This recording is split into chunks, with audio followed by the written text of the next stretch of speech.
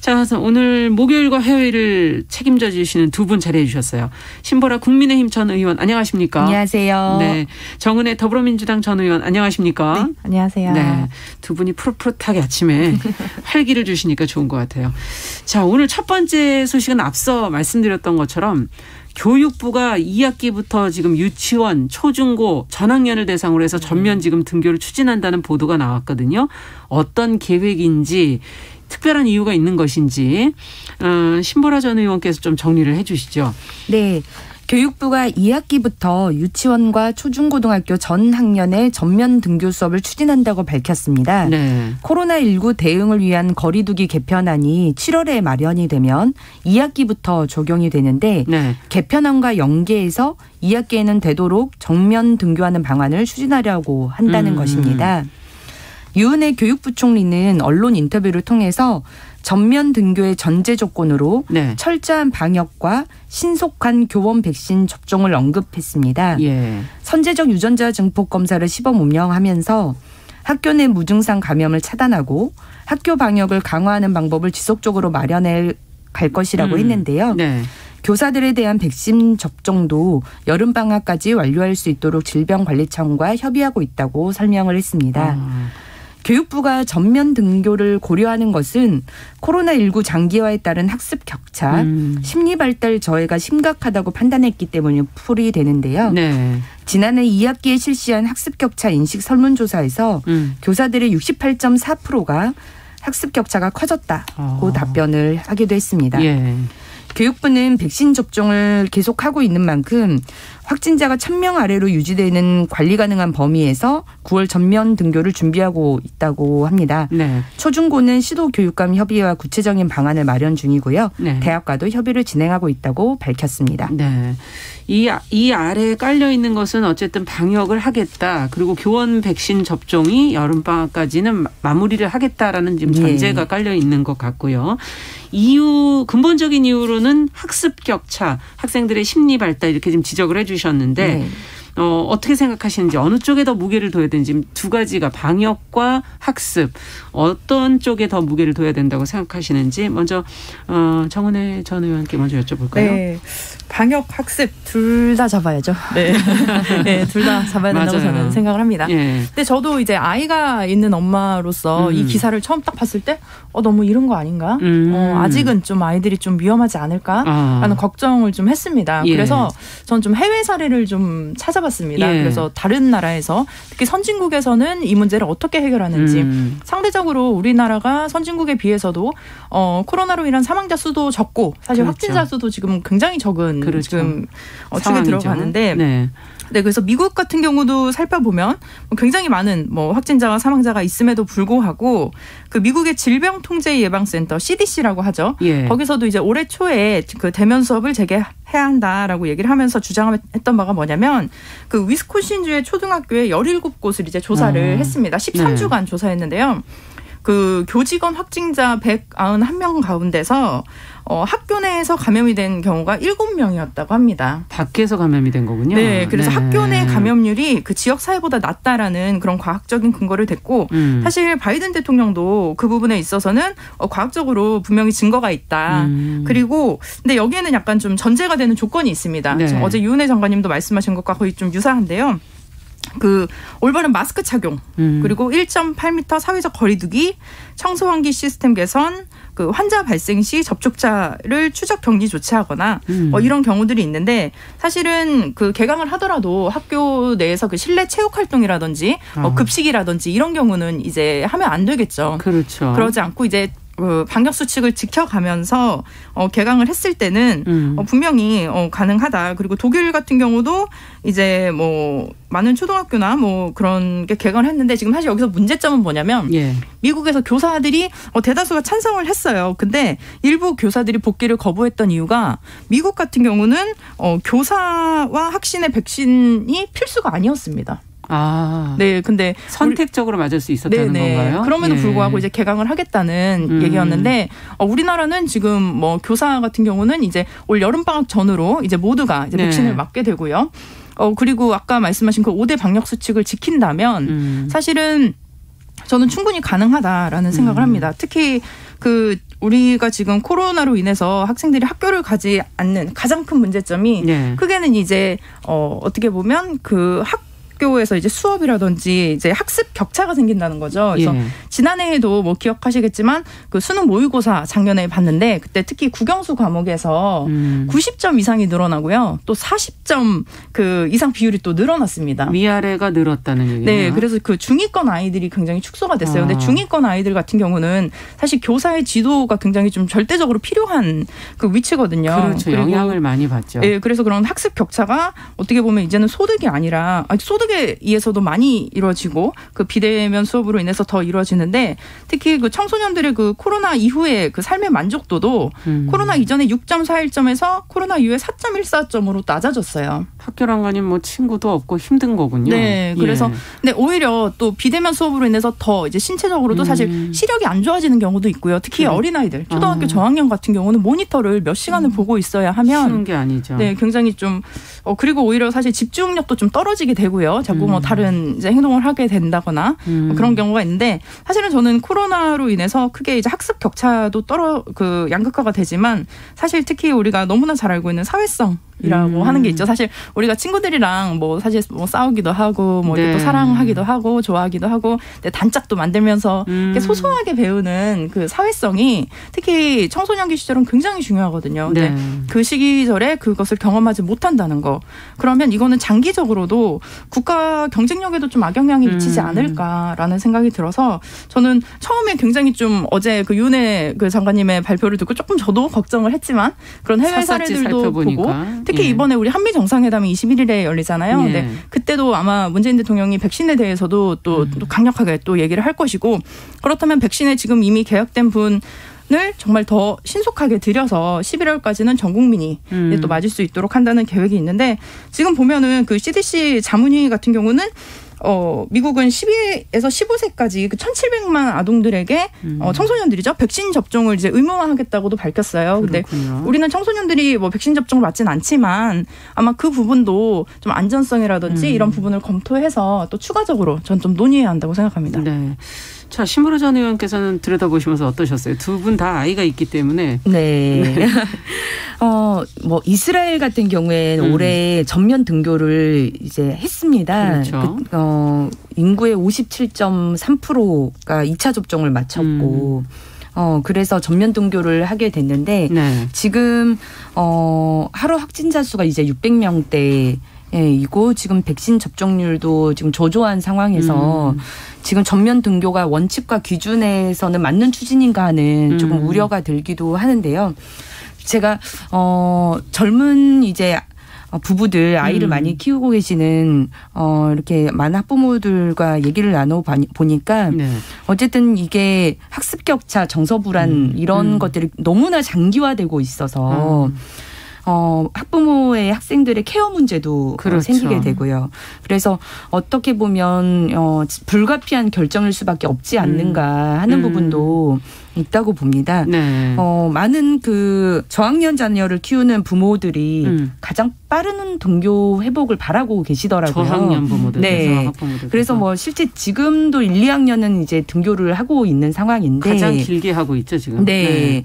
근데 학습 격차의 문제도 있는데 학습 태도의 문제를 많이 걱정을 하고 계시더라고요. 그러니까 실은 바르게 앉아있는 어떤 훈련이나 30분 정도라도 앉아있는 이런 사회화 과정을 실은 학교라고 하는 현장에서 많이 배우게 되는데 그게 온라인 수업으로는 전혀 달성이 되지 못하고 있다. 그래서 이런 보완이 사교육이나 온라인 수업으로는 전혀 되고 있지 못하기 때문에 그런 학교라는 공간에서의 사회화 과정 이런 부분에 대한 걱정, 우려가 굉장히 큰 것 같습니다.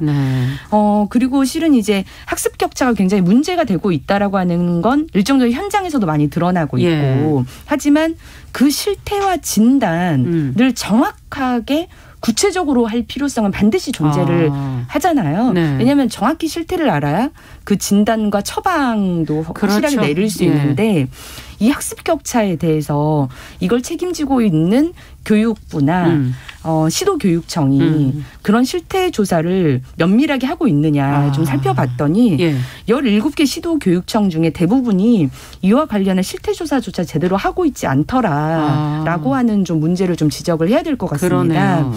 그 학습 격차를 조사해서 데이터로 지금 밝혀내고 있는 곳은 17개 시도교육청 중에 4곳에 불과하더라고요. 지금 서울, 부산, 인천, 경남 정도가 이제 학교 안에 있는 그런 실태조사들을 진행을 하고 있고 서울은 이번에 결과가 발표를 했었는데 중위권이 좀 줄어들고 아까 얘기해 주신 것처럼 정원 의원님 말씀하신 것처럼 하위권이 좀 증가하는 경향을 발견을 하게 된 조사 결과가 있었습니다. 교육부는 올해서야 학습 격차에 대한 종단 연구를 3년 단위로 하는 걸 시행을 하게 됐는데요. 코로나가 실은 작년부터 계속 이제 심각하게 진행이 됐었기 때문에 작년부터 이 종단 연구도 빠르게 진행이 됐었으면 어떨까 하는 아쉬움이 드는 대목입니다. 그래서 실은 실태 조사가 정확히 진행이 되어야 정확히 어떤 학습 격차가 어떤 방식에서 어떤 구조로 좀 이어지고 있는지. 좀 더 구체적인 걸 알고 싶어지네요. 말씀을 듣다 보니까. 그래서 학습 격차와 관련해서 뭐 논문 같은 경우도 2020년 작년부터 해가지고 뭐 10여 건 정도가 그래도 발표가 됐는데 보면은 학습 격차가 여러 형태로 발현이 되는데요. 경기도 지역 뭐 800개 교회 학생, 학부모, 교사 온라인 조사 결과 있는 논문을 살펴보면 가정의 경제적 수준이 낮을수록 그런 온라인 수업을 듣는 환경과 학습 여건이 열악하고 그런 저소득층 가정 자녀일수록 수업 이해도도 낮고 과제 수행에도 어려움을 겪는다. 이런 조사 결과도 있고요. 부천의 소사구의 새 학교의 학생 조사를 해봤더니 온라인 수업의 경우에 내용의 다양성과 집중도, 흥미, 학습 효과가 모두 미흡하고 게임 시간은 저소득층 학생의 경우 더 많이 증가를 하고요. 온라인에 앉은 김에 인터넷에 앉아 있는 김에. 초등학생이 성인의 보호 없이 낮 시간을 보내는 비율도 32.3%로 굉장히 높게 조사된 이런 논문이 이제 결과들이 있습니다. 어쨌든 학습 격차가 스마트 기기가 지원되느냐 혹은 지역 및 학교 규모에 따라서 학사 운영을 어떻게 운영하느냐 초등 돌봄 공백을 어떻게 메우고 있느냐 사회적 관계 형성이나 학습 습관은 어떤가 이런 거에 따라서 천차만별로 지금 벌어지고 있는 상황이기 때문에 저는 우선 진짜 교육은 국가가 책임져야 된다는 그런 정신이라면 이런 실태조사부터 좀 면밀히 해야 되는 것 아니냐 그런 말씀을 좀 드리고 싶습니다. 아주 중요한 지적을 해 주셨네요. 지금 말씀해 주시는 걸 가만히 듣다 보니까 학습 격차에서 나가서 태도라든지 사회화 이런 모든 과정들을 다 사실 학교가 맡고 있었던 역할이었고. 근데 제도적으로 앞서 얘기해 주신 거리두기 같은 거는 학습 인원 같은 것도 학교 안에서의 그 인원 수도 너무 많으면 이걸 지키기 어렵지 않나요? 이런 것도 잘 되고 있나 이런 생각도 들기도 하고요. 자, 어쨌든 앞으로 조금 더 보완해 가야 될 문제가 있는 것 같습니다. 두 분께서 더 보완하실 얘기는 없죠? 자, 그러면 이제 다음 뉴스로 또 가보도록 하죠. 자, 하나하나 저희가 좀 역시 그 자신과 좀 연계된 그런 관련된 뉴스들은 조금 더 개인적인 얘기도 좀 해 주시면서 하면 저희가 더 이해가 더 쉬울 것 같아요. 자, 두 번째 뉴스는 기본소득당의 용해인 의원이 최근 출산을 했다는 소식이 들렸어요.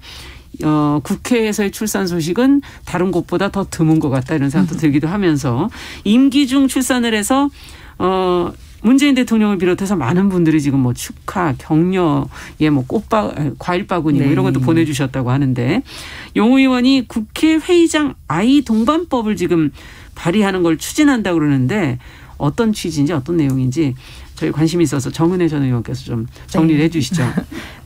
그 기본소득당의 용해인 의원이 지난 8일 튼튼이라는 이제 아이를 출산했습니다.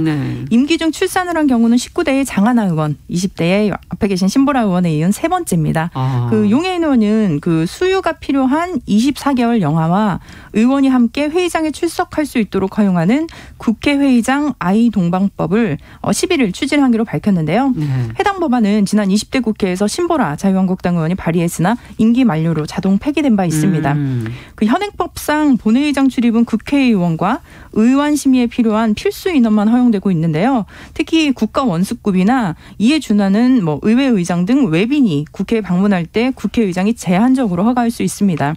과거 그 신보라 전 의원의 경우 영화의 동반 출입 허용과 함께 여성 정치인에게 최대 90일까지 휴가를 인정하는 법안을 발의한 바 있는데요. 네. 당시 생후 6개월이었던 아들과 함께 본회의장에 참석해 법률 제안을 설명하려 했으나 법안 계류 내내 제안 설명 자체를 못했고요.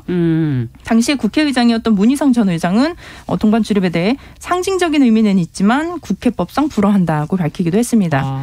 그 용해인 의원이 보도자료를 통해서 신보라 전 의원이 법안을 발의한 지 3년이 지났다. 예. 노퀴즈 존이 아닌 예스 퀴즈 존이 국회에 필요하다. 일과 육아를 병행하는 국민이 아이를 직장에 동반할 수 있어야 한다고 말했는데요. 현재 그 미국과 유럽의회, 호주, 네.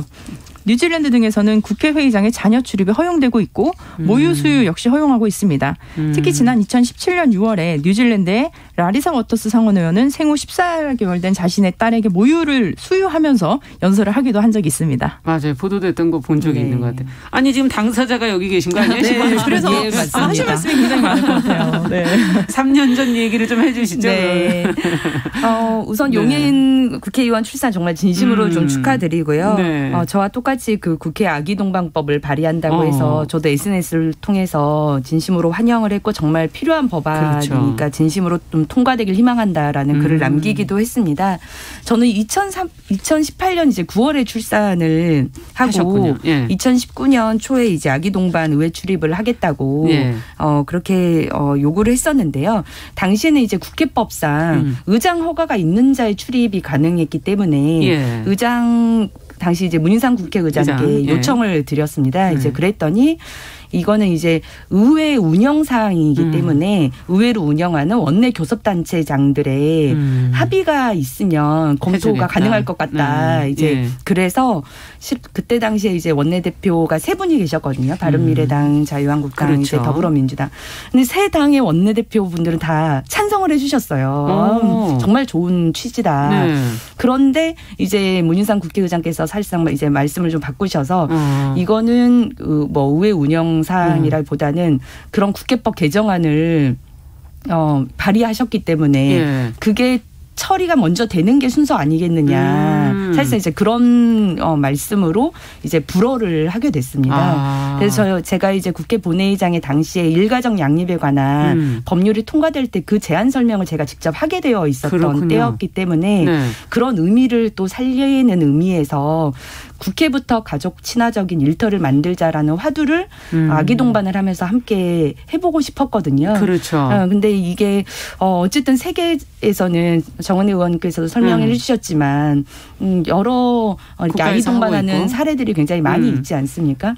근데 우리나라가 여성의 일가정 양립의 어려움을 이해한다고 하면서도 네. 사실상 무관심하거나 일가정 양립을 위한 여러 문화나 제도를 정착시키는 데에서는 무관심이었던 그렇죠. 게 사실이거든요. 네. 저는 입법기관은 그런 무관심의 경종을 울리고 어떤 다양한 어떤 활동들을 통해서 그렇죠. 그게 무엇이더라도 그 사회 경종을 울리고 메시지를 던지고 그런 문화나 제도가 정착될 수 있는 방향으로 이끌어가는 것도 네. 필요하다고 생각합니다. 네. 그래서 누군가는 쇼라고 비판하실 수는 있지만 입법기관으로서는 그런 사명을 갖고 선도하는 문화를 조성해가는 것도 중요하다라고 그러네요. 생각을 하고요. 제가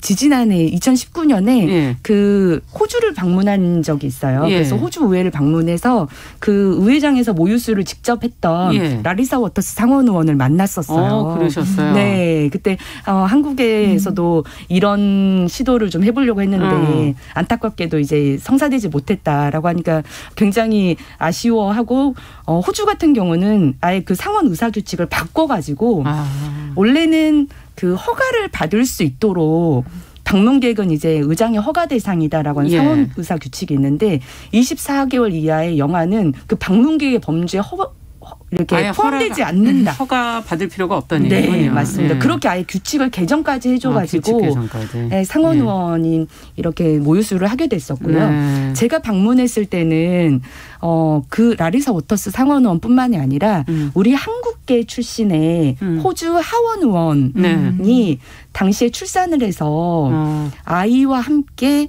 이제 저를 만나겠다고 직접 그 의사당에 왔었어요. 그래서 네. 아이도 데리고 왔었어요. 엘리자베스 리라고 이슬기라는 하원 의원인데요. 예. 그렇게 거기에 있던 이제 상원 의장도 그렇게 아이를 동반해서 의회에 출입하는 건 너무 자연스럽게 생각을 하셨고요. 또 출산하고 아이를 데리고 와서 함께 일하는 것도 호주에서는 자연스러운 문화다라고 말씀해 주시는 거 보면서 우리 사회에 그런 분위기 전환이 굉장히 필요하다라고 하는 걸 또 절실하게 느끼기도 했습니다. 네. 정말 저는 또 국회의원분들이 이렇게 19대에 하나, 20대에 하나 이렇게 출산이 적구나 이런 것도 오늘 말씀을 들으면서 처음 알게 되네요. 그만큼 젊은 분들이 없다는 얘기인가요? 그렇죠. 예, 야. 자, 어떤 게 더 필요할지 정은혜 전 의원께서도 좀 얘기를 해 주시죠. 네. 저 같은 경우는 중간에 이제 의회에 이제 승계가 된 케이스인데요. 네. 제가 승계 전화를 받은 날이 정말 재밌게도 우리 아이 돌잔치 하는 날. 네, 갑자기 당에서 이제 전화를 받고 승계가 될 것이다라고 했는데 제가 그 전화를 받고 처음에 그러면 되게 막 기쁘다, 감사하다 뭐 이런 마음이 들어야 되잖아요. 네. 가장 정말 처음 들었던 생각이 뭐냐면 아이는 어떡하지? 아이 어디다 맡기지? 바로 그 생각이었어요. 그건 모든 엄마들이 다 어떤 국회의원이 된다고 하는데 바로 처음 들었던 생각이 그 걱정이었고 그래서 저는 이제 의원님들을 찾아갔어요. 그래서 제가 이제 아기가 있는데 그럼 어떻게 해야 돼요? 이랬더니 국회 어린이집이 굉장히 좋대요. 시설도 좋고 선생님들도 굉장히 좋다고 하더라고요. 그래서 그러면 어린이집에 보내면 되겠다. 그래서 의원님들도 어린이집에 보내고 출근하면 된다. 그래서 저는 안심을 했죠. 네, 확인을 했는데 일단 제가 대기자 명단에 올릴 수도 없고. 그렇게 줄이 길고. 네네. 거기는 국회에는 애들이 없는데 어디서 오는 애들인가. 이제 보좌진 분들이라든지 그렇죠. 예, 직원분들이 많으시니까. 이제 또 아이가 있기 때문에 출근하시면서 맡기는 경우가 있는데 그래서 일단 그리고 제가 보통 출근을 사실 저는 한 새벽 5시에 했어요.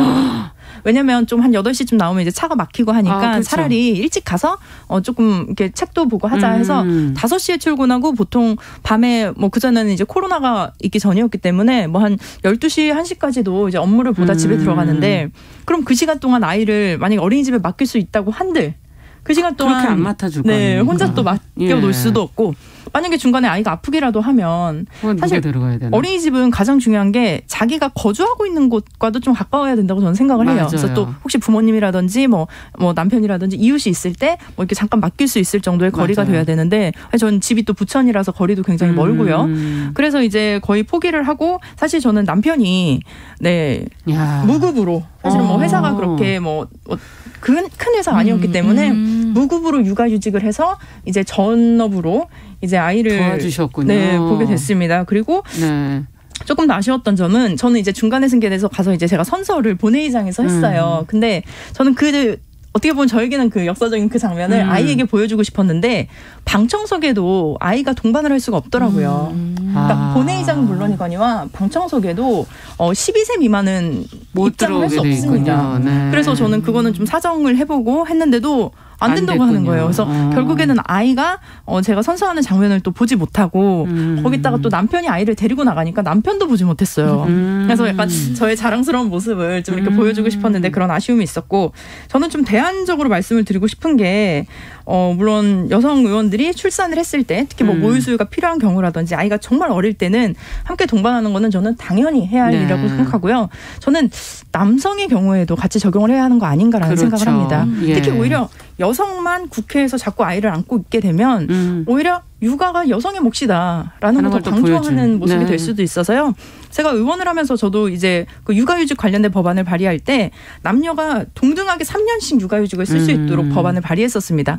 대신 여성은 출산휴가가 더 추가가 되겠죠. 그렇죠. 네, 그래서 그렇게 원래 좀 법안을 발의했는데 뭐 통과는 되지 않았지만 특히 남성들도 특히 우리 20대 같은 경우는 박주민 의원 지금 이번 21대 같은 경우는 오영환 의원이 아마 출산을 한 걸로 알고 있습니다. 예, 그리고 실제로 경기도의 그 신정현 의원 같은 경우는 남성 의원임에도 불구하고 그 아내가 출산을 하고 나서 본인이 이렇게 출산휴가를 실제로 내서 이제 한 경우도 있는데요. 그런 식으로 특히 아이가 어린 시절에 그 엄마와 아빠로부터 정말 이렇게 정서적으로 안정을 얻을 수 있는 그 정말 굉장히 짧은 시간이잖아요. 아이가 금방 크더라고요. 그래서 그 짧은 시간에 부모와 같이 보낼 수 있는 그런 시간이 좀 마련이 되고 사실 정말 말씀하신 대로 이게 뭐 보여주기다 쇼다라고 하더라도 정말 이렇게 인식이 변하고 사람들이 보여지는 것이 변하게 되면 사실 일반 직장에 다니시는 분들 사실 비정규직에 계신 분들 모두가 사실 자기 아이가 정말 너무 귀하잖아요. 그 귀한 아이를 정말 볼 볼 수 있는 그런 시스템과 제도가 만들어지는 데에 국회가 정말 앞장서나야 한다고 생각합니다. 아, 시간이 부족하네요. 두 분이 하실 얘기가 실제 겪고 계셔서 정말 이 얘기는 다음에 한 번 더 해야 될 것 같습니다. 한번 나중에 또 더 하도록 하겠습니다. 오늘 뉴스픽은 여기까지 얘기를 듣도록 하죠. 정은혜 신부라 전혜영과 함께했습니다. 감사합니다. 네, 감사합니다. 네, 정용실의 뉴스 브런치 듣고 계신 지금 시각 10시 32분이고요. 라디오 정보센터 뉴스 듣고 오죠.